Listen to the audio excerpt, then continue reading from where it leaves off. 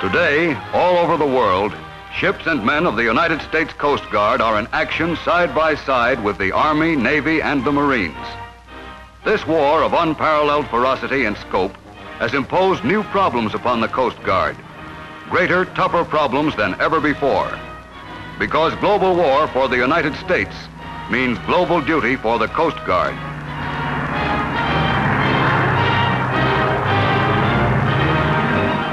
With vastly expanded forces engaged in extremely complex operations, the training and courage of officers and men of the Coast Guard is put to vital test.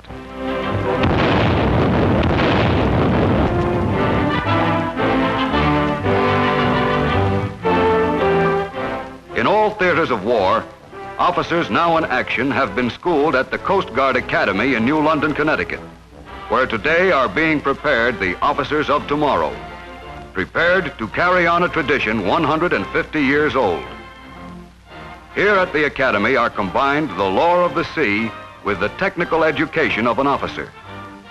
Here, heads are made wise and bodies strong for the variety of responsibilities which the Coast Guard faces in peace and in war. In peacetime, the Coast Guard has among its many functions the maintenance of an Arctic patrol, linking us with northern outposts and providing bases to protect our shipping routes, our lines of ocean communication and supply. In these remote places, the native inhabitants have come to rely on the Coast Guardsmen for the enforcement of law and the distribution of medicine and food in case of emergency.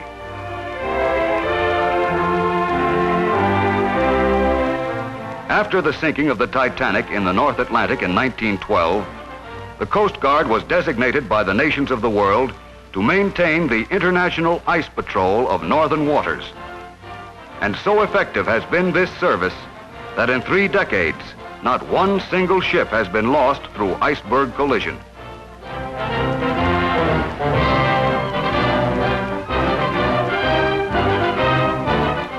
At sea and in the air, the Coast Guard maintains along the shores of the United States a tightly coordinated system of patrol craft. Of incalculable value to shipping also is a chain of hundreds of lighthouses and lightships. Essential to the commerce which moves on America's inland waterways is the supervision and activity of the Coast Guard, which polices and patrols the rivers which are so vital to the nation's economy.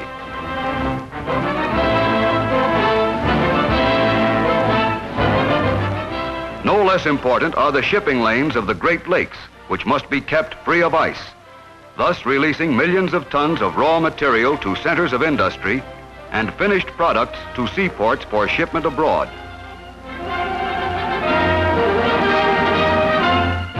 Best known to most people, however, is the work of the hundreds of Coast Guard lifeboat stations, which are located strategically along the continental shorelines. From these vantage points, Coast Guardsmen must be always on the alert to give aid to men and ships in distress in any weather. A vast fortune in shipping and thousands of lives have been saved by their vigilance.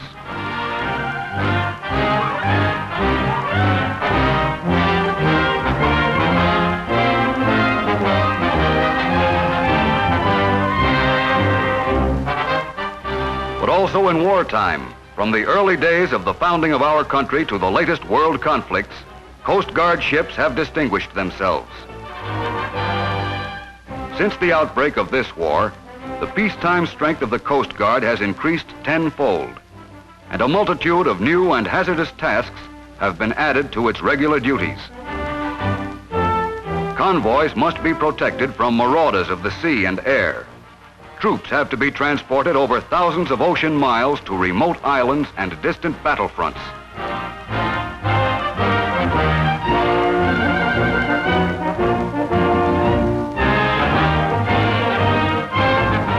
But the final test of the Coast Guard's training and combat efficiency comes with the landing operation itself, when Coast Guardsmen carry the fighting soldiers and Marines from ship to shore.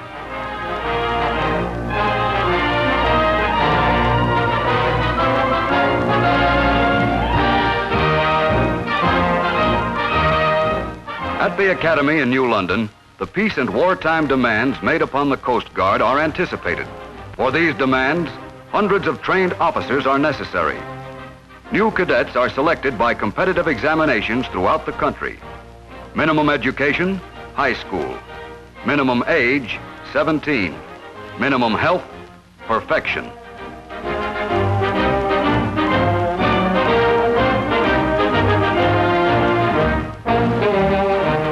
The administration of the Oath of Allegiance marks the formal beginning of the 3-year training period for the new cadet. To be a cadet, he must look like one. Uniformity of appearance and bearing are the first obligations imposed upon him.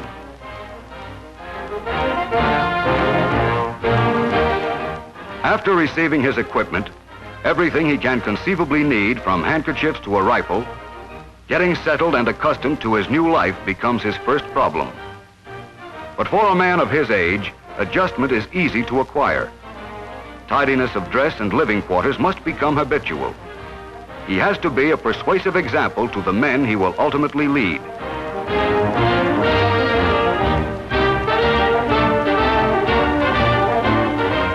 The Cadet Corps is officered and staffed by upperclassmen under the supervision of commissioned officers.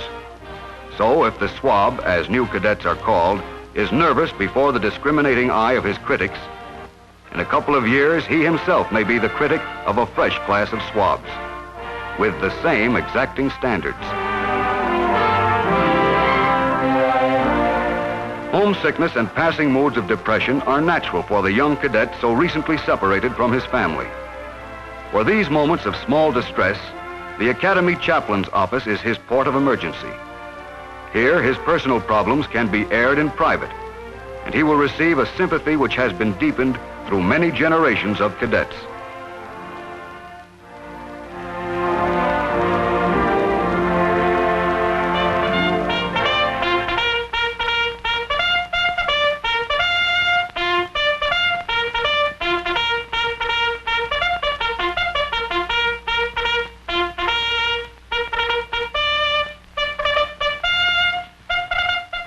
Now the new man is assigned to his permanent company. With these men he will march and learn, work and play. They are his comrades for the years ahead. Because later in service, he must meet both emergencies and routine, the cadet's training in practical seamanship is thorough and many-sided.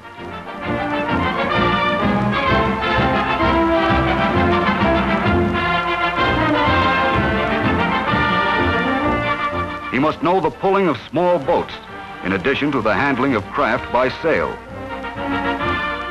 Soon, not long following his discovery of the difference between the bow and the stern of the boat, sailing has become an agreeable part of the cadet's routine.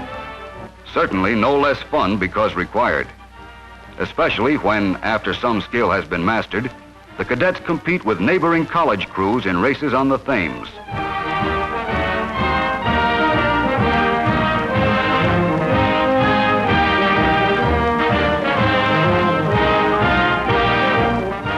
Always and foremost, the Coast Guard is a military organization.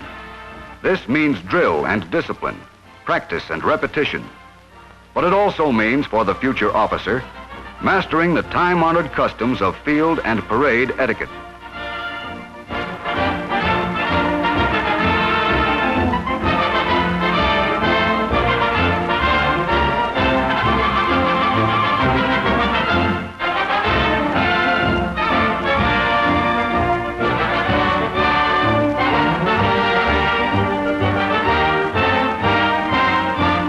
Heading a highly diversified training program is the superintendent of the Academy, who functions as a college president and military leader.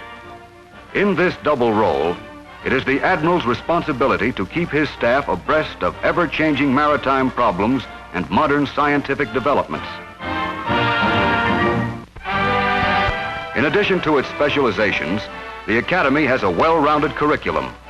It is an accredited American college and awards a Bachelor of Science degree to the graduating cadet. Proper attention is given to languages and literature, history, maritime economics, and law. great stress is laid upon the modern sciences, particularly those having a practical bearing on engineering, seamanship, and navigation.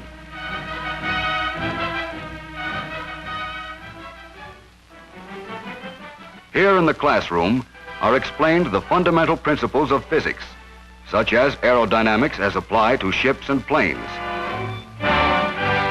As future duty may carry the officer all over the world, his range of information is expected to be wide and up to date. The mysteries of the chemical elements are explained as carefully to the student as the mystery of the elements of the weather. In order to master the art of gunnery, the cadet must learn all the modern complexities of the mechanisms and principles of naval guns. But it takes more than theory to make an engineer. In the steam laboratory, classroom work is amplified by first-hand contact with engines. Heavy emphasis, of course, is laid upon mathematics, the language of science and engineering.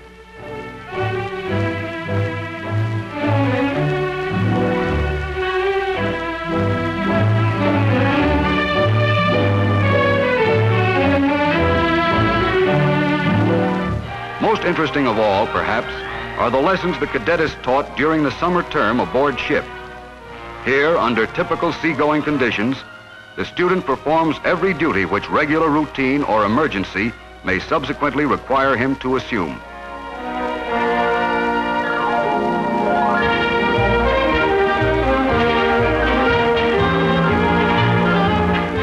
Here, whatever the weather, whatever the hour, he will take his turn in performing his manifold duties. Here he will discover that he can put to practical advantage his knowledge of how bearings are taken and a compass used.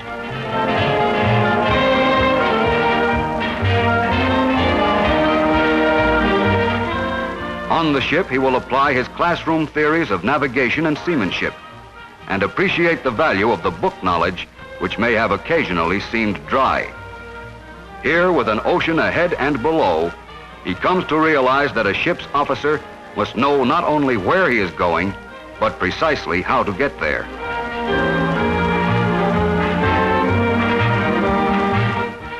For the strenuous life of training and duty ahead, the cadet must keep himself in first-class physical trim.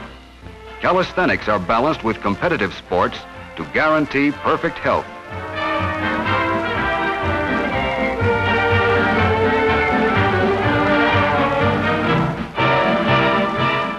Football is the favorite sport at the Academy, as it is up and down America. The team at New London plays a tough schedule every fall, and its roster of games furnishes a season of excitement and suspense for the whole school.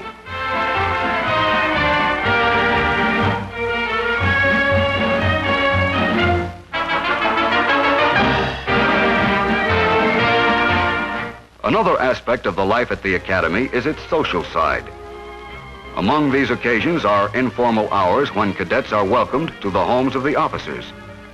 Because of their informality, these afternoons contribute considerably to the young cadet's poise.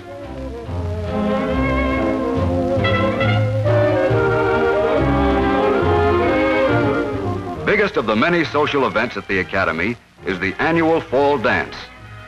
This occasion gives the cadets a chance both to relax from constant study and to enjoy the company of guests and each other on an entirely social basis. On the night of the fall dance, all problems of study are put aside briefly in the interests of sheer pleasure.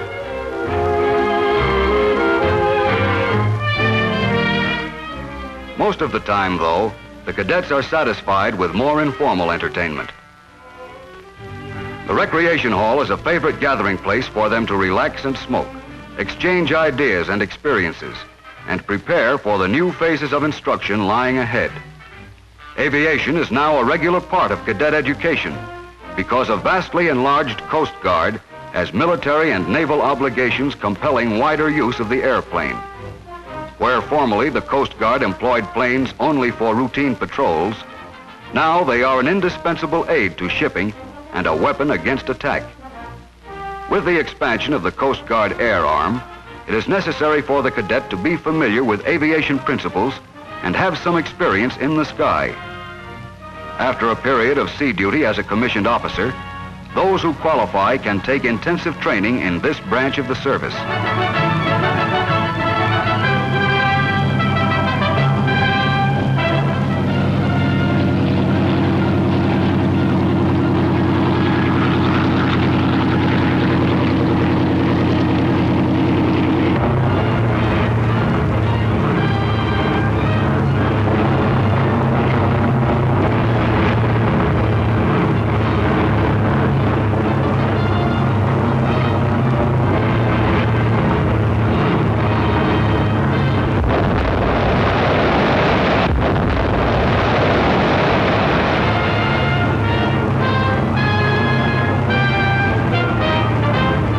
Always alert to fresh developments, the Academy inaugurated courses in invasion tactics early in the war.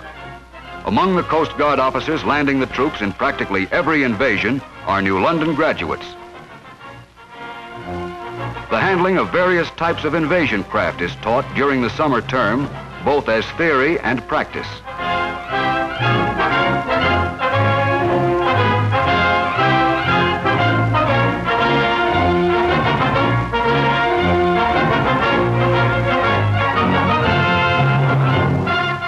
Of equal importance is rifle and pistol instruction, as Coast Guardsmen are charged with the security of every American port. And in landing operations, effective use of small arms may determine life or death. Just as serious, but more strenuous, are the commando maneuvers which the Pacific War experience proved so necessary. Here, the strength and agility learned on the obstacle course is applied in deadly earnest.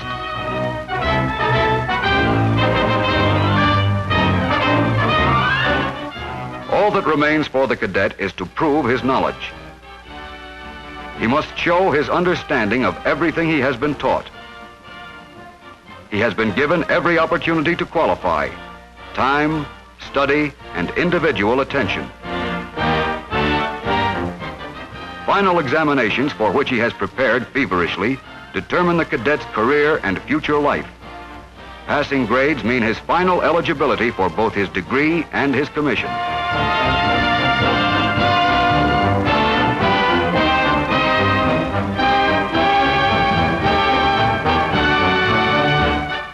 At New London, the graduation ceremonies are preceded by full regimental review.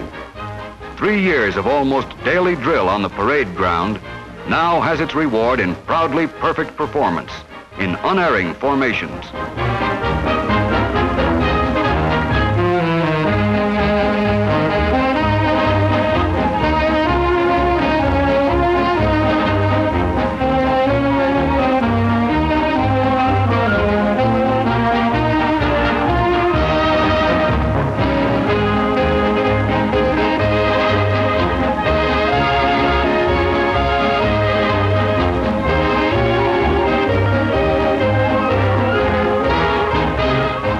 On this, his last day at the Academy after 3 years as a cadet, he is taking away with him more than a Bachelor of Science diploma and an ensign's commission.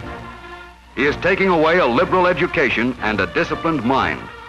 He is ready to lead men and to take his place beside his fellow officers.